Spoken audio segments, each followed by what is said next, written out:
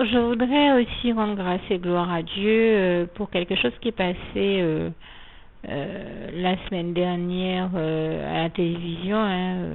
Je pense qu'on était déjà en mai 2015. Mais qui m'a touchée et qui m'a fait me rendre compte de combien de fois nous regardons des émissions.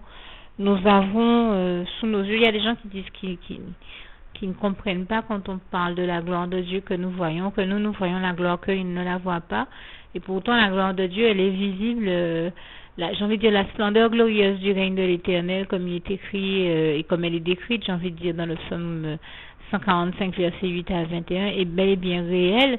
Et il y a tout simplement que beaucoup la voient, l'ont sous leurs yeux, mais ne se rendent pas compte qu'elle est déjà visible, qu'ils la voient des fois même tous les jours, sans tout simplement se rendre compte qu'elle est sous leurs yeux. Et j'ai vu une émission qui passait sur une des chaînes, une des multiples chaînes dont Dieu nous a bénis, toute la gloire lui revient. Et en fait, c'était pas la première fois que je voyais ce type d'émission, mais je crois que avant ma chrétienté, avant ma conversion, je la voyais peut-être souvent, ou alors même si c'est pas celle-là, mais le même type d'émission. Et en effet, je ne me rendais pas compte que sous mes yeux, j'avais la gloire de Dieu, parce que les trois quarts du temps, les gens attribuent certains miracles qui se produisent à des coïncidences ou au fait du hasard, et ne se rendent pas compte que c'est Dieu qui a agi et que toute la gloire lui revient. Et dans cette émission de cette fois-ci, eh bien, on montrait à l'écran une scène qui avait été filmée par les caméras de sécurité de la ville. Je crois que c'était une ville en Russie, où il était question d'un passage, pardon, pas d'un passage, d'un piéton qui marchait et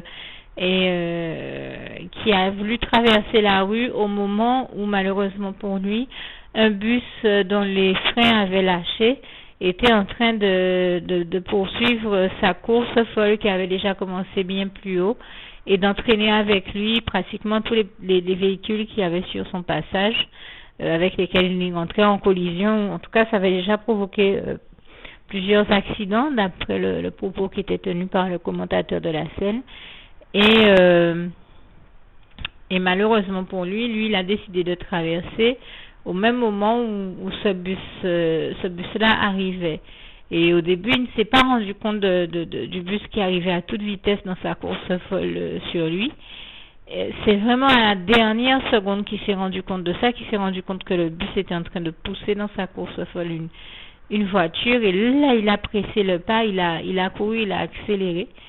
Et Dieu lui a sauvé la vie, mais vraiment in extremis, c'est-à-dire à la dernière seconde, on voit que il s'en sort, mais uniquement parce que Dieu a voulu lui sauver la vie. Et j'en parle ainsi avec mes mots, même si ce n'était pas présenté ainsi dans le reportage.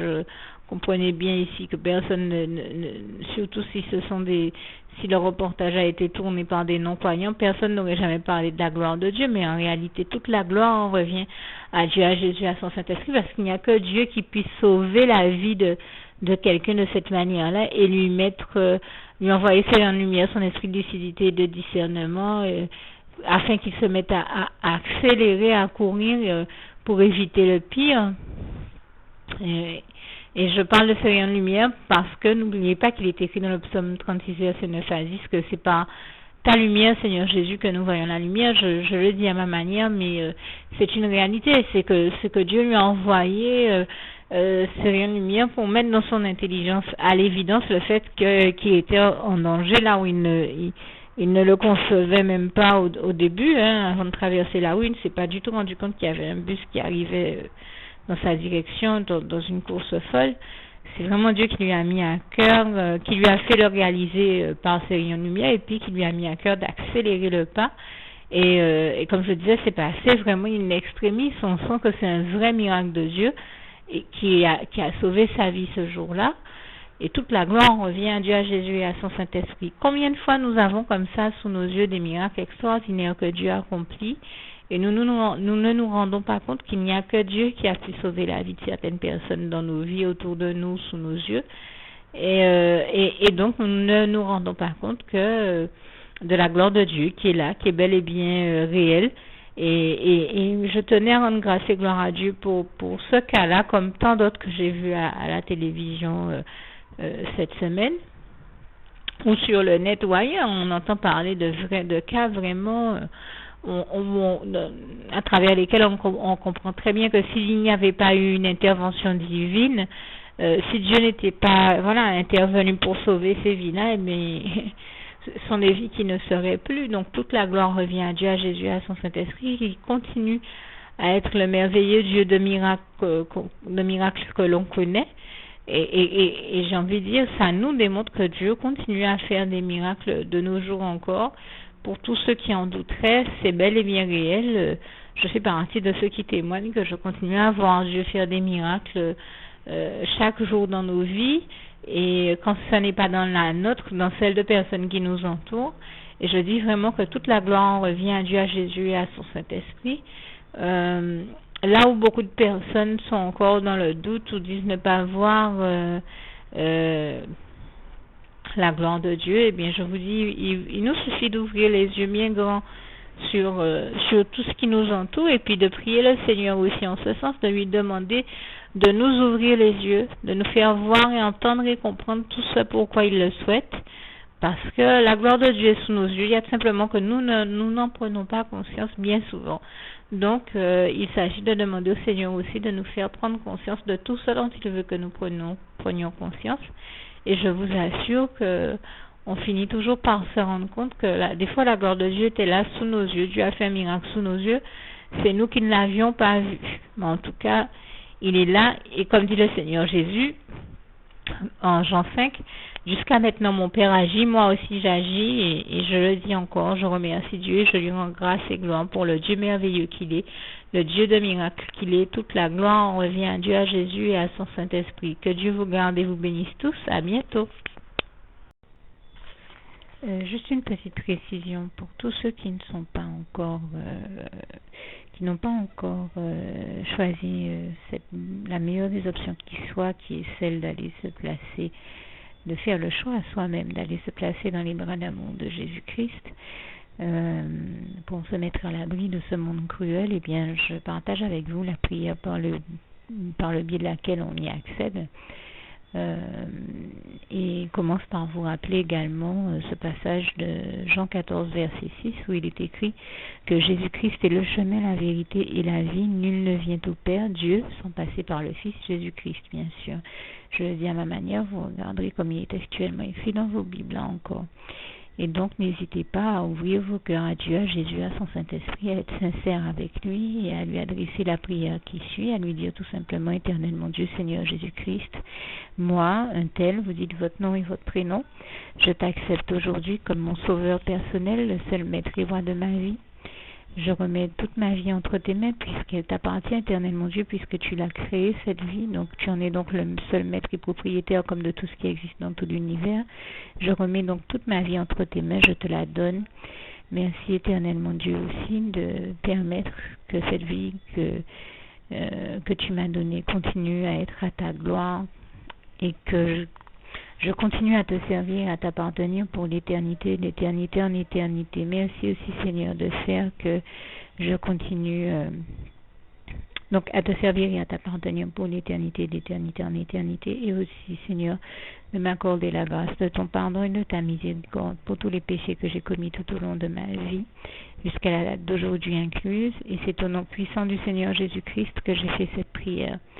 Et à vous tous qui avez fait cette prière, je vous dis que Dieu vous bénisse abondamment, puissamment, richement. Et surtout, n'hésitez pas à la partager avec tous vos proches et contacts, amis, membres de vos familles, collègues, bien-aimés, tous ceux que vous aimez, et surtout tous ceux à qui Dieu vous mettra à cœur, avec qui Dieu vous mettra à cœur de la partager. Et comme j'aime à le dire, si vous n'avez pas encore pris le temps de faire cette prière, comprenez bien que voilà, ça ne vous coûte rien de la faire, c'est gratuit, c'est indolore, et que voilà, vous n'êtes pas obligé de me croire, mais moi il m'est arrivé tout comme vous de devoir faire cette prière un jour dans ma vie et quand on m'a proposé de la faire, je me suis dit, et si c'était vrai, et si c'était vraiment Dieu qui, par ce biais-là, m'appelait à lui et me demandait de lui donner ma vie, de l'accepter, c'était Jésus qui était en train de vraiment me tendre la main et qui était en train de me demander de l'accepter comme mon sauveur personnel, je ne pourrais pas passer à côté de l'occasion de lui dire oui. Parce qu'il faut aussi que je reste ouvert ou ouverte à ce que Dieu peut avoir à me dire. Il faut que je garde mon cœur et mon intellect ouvert à ce que Dieu peut avoir à me dire. Donc je me suis dit, je ne peux pas courir le risque de passer à côté de mon éternité, de passer à côté des meilleures choses de la vie, surtout si le maître et créateur de la vie m'appelle et cherche à me sauver. Pour être sauvé, il faut bien que je lui dise oui, que je souhaite qu'il me sauve. Oui, Seigneur Jésus-Christ, je t'accepte comme mon sauveur personnel.